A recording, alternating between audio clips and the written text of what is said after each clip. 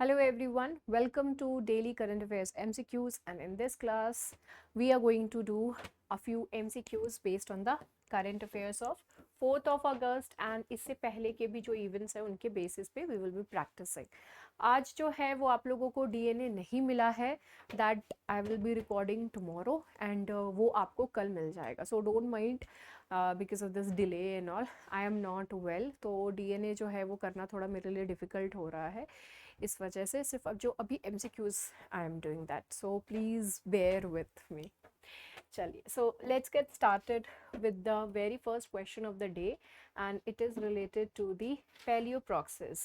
So paleoproxys, with reference to the paleoproxys, consider the following statements. The very first one is paleoproxys are utilized by scientists to infer past environmental conditions such as climate, vegetation or ocean conditions through indirect evidence or indicators.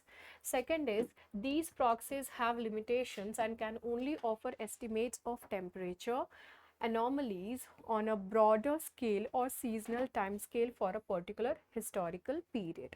You have to choose that which of these options are correct over here. पेलियोप्रॉक्सिस के संदर्भ में निम्नलिखित कथनों पर विचार करें. पहला है, पेलियोप्रॉक्सी का उपयोग वैज्ञानिकों द्वारा अप्रत्यक्ष साक्ष्य या संकेतकों के माध्यम से पिछली पर्यावरणीय स्थितियों जैसे जलवायु, वनस्पति या महासागर की स्थितियों का अनुमान लगाने के लिए किया जाता है. दूसरा है, इन प्रॉक्सी की सीमाएं हैं और ये केवल किसी विशेष ऐतिहासिक अवधि के लिए व्यापक पैमाने या मौसमी समय सीमा पर तापमान विसंगतियों का अनुमान पेश करते हैं. आपको बताना है कि इसमें से कौन से कथन जो हैं वो करेक्ट है ऑप्शंस के basis. Options choose options accordingly. Answer is C. दोनों ही जो statements related to the paleoproxies जो दिए हुए हैं दैट इज करेक्ट. ये द हिंदू का आर्टिकल है, the Holocene climate anomalies. So उसी में जो है ये चीज़ आया हुआ था. सो पेलियोप्रॉक्सीज क्या है, इसमें जो साइंटिस्ट हैं इसमें क्या करते हैं, प्रॉक्सीज हैं, ठीक है. तो यू कैन अंडरस्टैंड एग्जैक्टली नहीं बट समथिंग एल्स. तो यहाँ पर क्या है, इनडायरेक्ट एविडेंसेस. तो आप इसको किस तरीके से याद कर सकते हो, जैसे कॉलेज में प्रॉक्सीज लोग लगाते थे ना, किसी और का अटेंडेंस बोल दिया है तो वो इनडायरेक्टली है. तो here this is the indirect evidence. या फिर वो इनडायरेक्ट इंडिकेटर्स जो कि which are reconstructing the past environmental conditions including climate, vegetation and that of the ocean conditions. इसमें से जो में भी जो है इनसे related जो भी indirect evidences है. Limitations of scale and time scale. These proxies can only offer estimates of temperature anomalies. ये जो सिर्फ टेम्परेचर एनॉमलीज ही बता सकती है कि कहाँ पे क्या डिफरेंसेस हैं, और जो एनॉमलीज हैं बस वही बता सकते हैं. And this is done on a larger scale और seasonal time scale with a specific historical era only. Okay, चलिए अब हम नेक्स्ट क्वेश्चन करते हैं. द वेरी यहाँ पे जो सेकंड क्वेश्चन है it is related to the Pradhan Mantri street vendors Atmanirbhar Nidhi, that is the PM Svanidhi scheme. इससे रिलेटेड यहाँ पर जो है वो दिए हुए हैं. पहला है statement, the scheme provides a micro credit facility that offers collateral free working capital loans without charging any interest. Second is, in 2020, the Ministry of Housing and Urban Affairs introduced this scheme, making it available across the entire country. Third is, recently lending period of the scheme has been extended, allowing beneficiaries to avail its benefits until December 2025. How many of the above statements are correct? प्रधानमंत्री street vendors Atmanirbhar निधि यानी कि PM Svanidhi के योजना के संदर्भ में निम्नलिखित कथनों पर विचार करें. पहला कथन है, यह योजना एक माइक्रो क्रेडिट सुविधा प्रदान करती है जो बिना किसी ब्याज के संपार्श्विक मुक्त कार्यशील पूंजी ऋण प्रदान करती है. दूसरा है, 2020 में आवास और शहरी मामलों के मंत्रालय ने इस योजना की शुरुआत की जिससे इसे पूरे देश में उपलब्ध कराया गया. तीसरा है, हाल ही में योजना की ऋण अवधि बढ़ा दी गई है जिससे लाभार्थियों को दिसंबर 2025 तक इसका लाभ उठाने की अनुमति मिल गई है. इसमें से कितने कथन जो हैं वो करेक्ट है? तो आंसर है डी. इसमें से कोई भी जो स्टेटमेंट्स हैं वो करेक्ट नहीं है. ठीक है, तो financial assistance to that of the street vendors, PM Svanidhi program. So this was actually done कोविड-19 पैंडेमिक के बाद जो है वो बहुत सारे लोग बहुत लॉस में थे एंड उनको हेल्प आउट करने के लिए ये पीएम स्वनिधि जो है ये वेंडर्स के लिए लेकर के आया गया था।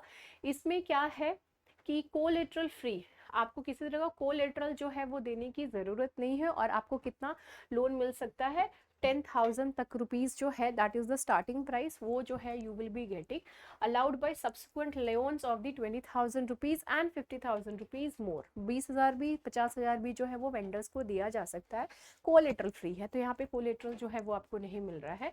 ये इस स्कीम में 7% interest subsidy, it includes a 7% interest subsidy to support the borrowers. यहाँ पे 7% की जो है वो सब्सिडी भी मिलती है। दूसरा स्टेटमेंट भी जो है वो यहाँ पर इनकरेक्ट है।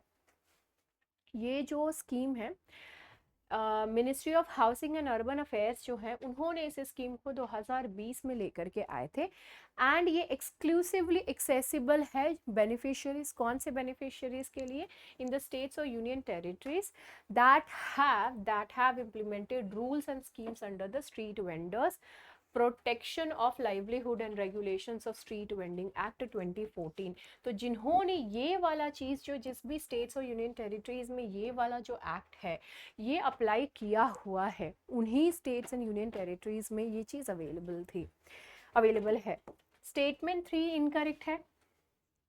This actually encourages the vendors to adopt digital transactions, ये digital transactions को encourage करता है एंड यहाँ पर जो है कैशबैक इंसेंटिव्स इस चीज़ के लिए इनको मिलते हैं एंड ये जो चीज़ है इस प्रोग्राम को दिसंबर 2024 तक के लिए एक्सटेंड कर दिया गया है। Next question, consider the following statements, it is related to the MASI portal, MASI portal. So the very first statement is the portal provides a unified platform for conducting inspections of all child care institutions, CCIs nationwide. Second is the National Informatics Center is responsible for developing the portal. तो आपको बताना है कि इसमें से कौन से जो ऑप्शंस हैं वो करेक्ट है। मासी पोर्टल के संबंध में निम्नलिखित कथनों पर विचार करें। पहला कथन है यह पोर्टल देश भर में सभी बाल देखभाल संस्थानों CCI के निरीक्षण के लिए एक एकीकृत मंच प्रदान करता है। दूसरा है राष्ट्रीय सूचना विज्ञान केंद्र NIC पोर्टल विकसित करने के लिए जिम्मेदार है। इसमें से कौन सा कथन जो है वो सही है? Answer is a. इसमें सिर्फ एक ही स्टेटमेंट जो है वो करेक्ट है। मासी पोर्टल क्या है?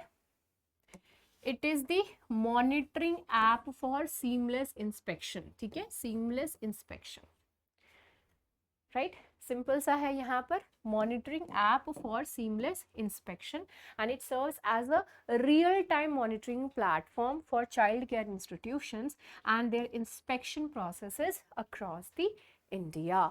अथॉरिटीज इसमें कौन कौन से इन्वॉल्व है? तो अभी सी बात है कि चाइल्ड वेलफेयर कमिटी इसमें इन्वॉल्व रहेगी, state inspection committees are involve in this, district inspection committees, members of juvenile justice boards and state commissions for protection of child rights, ये सभी जो है इसमें इन्वॉल्व रहते हैं।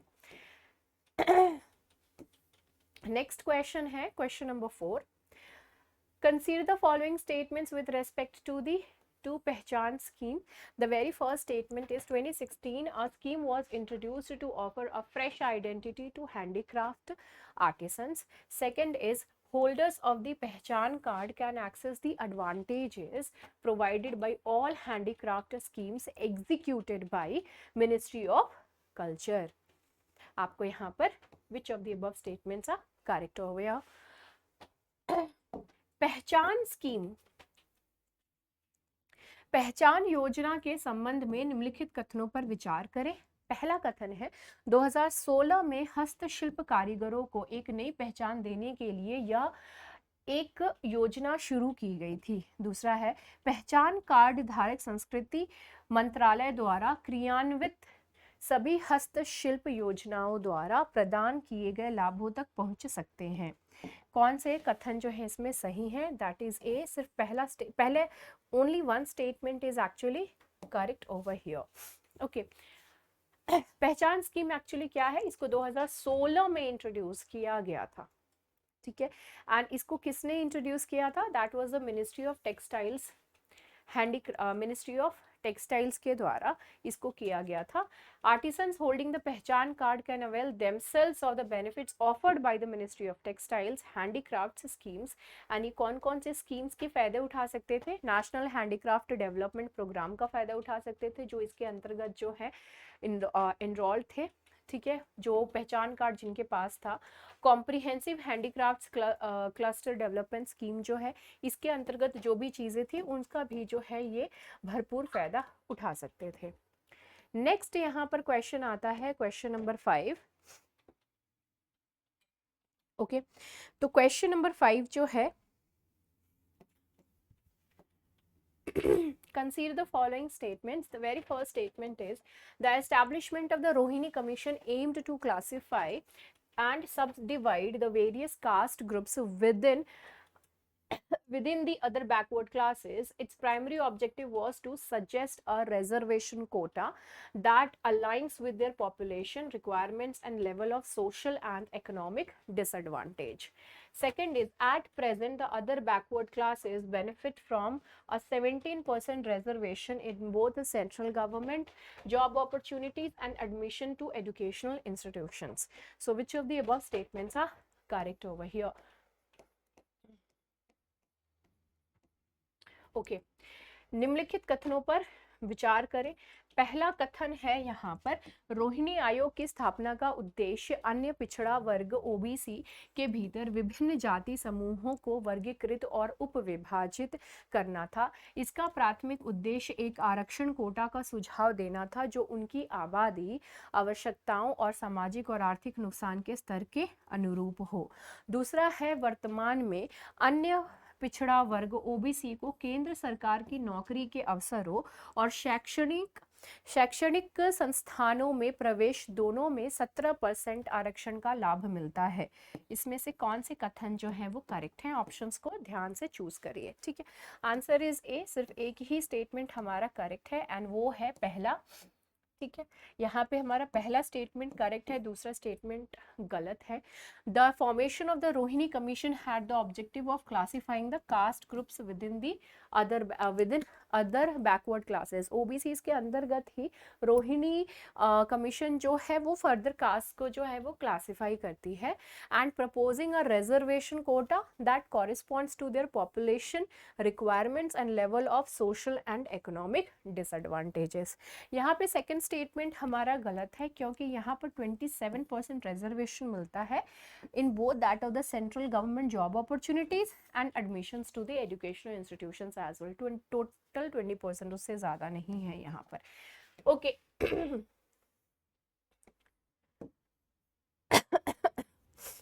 नेक्स्ट यहाँ पर क्वेश्चन है, question number 6। It is related to the Voyager mission. The very first one is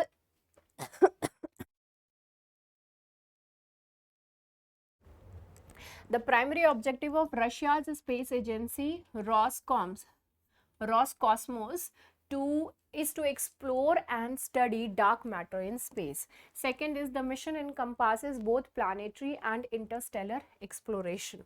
Third is, this space probe represents Earth's most extended continuous mission in outer space. Which one is correct? Voyager mission के संबंध में निम्नलिखित कथनों पर विचार करें। पहला कथन कहता है, रूस की अंतरिक्ष एजेंसी रॉसकोस्मोस का प्राथमिक उद्देश्य अंतरिक्ष में डार्क मैटर का पता लगाना है और उसका अध्ययन करना है, dark matter. Second is, mission में ग्रही और अंतर तारकीय अन्वेषण दोनों शामिल हैं। तीसरा है, यह अंतरिक्ष जांच बाहरी अंतरिक्ष में पृथ्वी के सबसे विस्तारित निरंतर मिशन का प्रतिनिधित्व करती है। इसमें से कौन से जो है वो करेक्ट है? तो answer is option C. Second and third statements जो है वो यहाँ पे करेक्ट है हमारे। ओके, हमारा यहाँ पे जो फर्स्ट वन है that is incorrect. Voyager mission जो है वो नासा का है, ठीक है, the legacy of the Voyager mission. तो this is of the NASA, ये नासा का प्रोजेक्ट है विच इन्वॉल्व्स द 2 स्पेसक्राफ्ट, एक तो वॉयेजर 1 है एंड वॉयेजर 2 है। ये दोनों ही जो है 1977 में इनको लॉन्च किया गया था. So it is not that of the Russia. सो ये जो वॉयेजर 2 है इसको कब लॉन्च किया गया था? अगस्त 20, 1977 को as part of the Voyager program which includes the Voyager 1. ठीक है, वॉयेजर प्रोग्राम के अंतर्गत ही वॉयेजर 2 को लॉन्च किया गया था. पहले वॉयेजर 1 गया था, उसके बाद वॉयेजर 2 गया था. इसका प्राइमरी मिशन क्या है? आउटर स्पेस में जाना एंड और मतलब जो बाहरी जाना, वहाँ पे जो भी प्लैनेट्स हैं, जो भी मून और उनके जो मून्स हैं यानी उनके जो सैटेलाइट्स हैं उनको एक्सप्लोर करना, उनको उनके बारे में जो है और इन्फॉर्मेशन भेजना and then processed on an interstellar journey also. उसके बाद उनके बारे में इन्फॉर्मेशन भेज करके फिर वो अपना आगे की तरफ जो है वो बढ़ते चले गए. Next question is, in which states is the Adi Peruku festival a Thanksgiving celebration by farmers to the river Kaveri? It is observed in Telangana, Tamil Nadu, Kerala और कर्नाटका. किसानों द्वारा कावेरी नदी को धन्यवाद देने का उत्सव आदि पेरुक्कू उत्सव, आदि पेरुकू उत्सव किस राज्य में मनाया जाता है? तेलंगाना, तमिलनाडु, केरला या फिर कर्नाटका. कहाँ पर होता है ये? तो ये होती है आपकी तमिलनाडु में. ठीक है. Aadi Perukku is also known as the Pathinettam Perukku. Apologies if I am pronouncing it in wrong way. So it is an auspicious festival wherein the Tamil community वो जो river है उसको thank you करती है, because of which the life, the crop, everything is there. So it is to celebrate the this is done in order to celebrate the monsoon season and the fertility of the soil, which is because of the river, the water only. इसको celebrate किया गया 3rd August को, which coincided with the 18th day of the Tamil month of Adi. And हमारा last question of the day is, it is related to the Railway Protection Force. अभी RPF जो है वो news में था, because all of us are aware of this thing that one constable shot other colleagues. So उस वजह से this question is there. The RPF operates as an armed force and its operational and administrative authority lies with the relevant state government. Second, it is its primary responsibility involves safeguarding and securing railway assets, passenger zones and well-being of the travelers.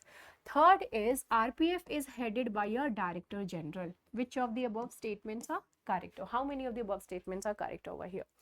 Railway सुरक्षा बल यानी कि RPF के संबंध में निम्नलिखित कथनों पर विचार करें. पहला कथन है, आरपीएफ एक सशस्त्र बल के रूप में कार्य करती है और इसका परिचालन और प्रशासनिक अधिकार संबंधित राज्य सरकार के पास है. दूसरा है, इसकी प्राथमिक जिम्मेदारी में रेलवे संपत्तियों, यात्री क्षेत्रों और यात्रियों की भलाई की सुरक्षा करना शामिल है. तीसरा है, आरपीएफ का नेतृत्व एक महानिदेशक करता है. इसमें से कितने स्टेटमेंट्स जो हैं वो करेक्ट है? आंसर है बी. यहाँ पे जो है सिर्फ 2 करेक्ट है. एक स्टेटमेंट यानी हमारा जो पहला स्टेटमेंट है दैट इज इनकरेक्ट. ठीक है. यहाँ पे क्या है, ये एक आर्म्ड फोर्स है, राइट. एक आर्म्ड फोर्स है जो कि it is functional and it is operational and administrative control under the union ministry of railways.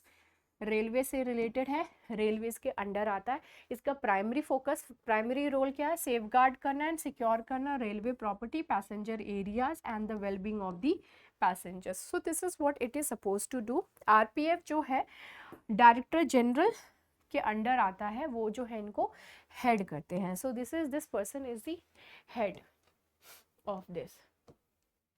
So this is it related to today's daily current affairs MCQs. I hope you people enjoyed it. You will be getting DNA tomorrow, so don't worry about it. आपको जो है दोपहर तक मिल जाएगा. Okay? चलो, so take care, bye bye and have a great time. Good night.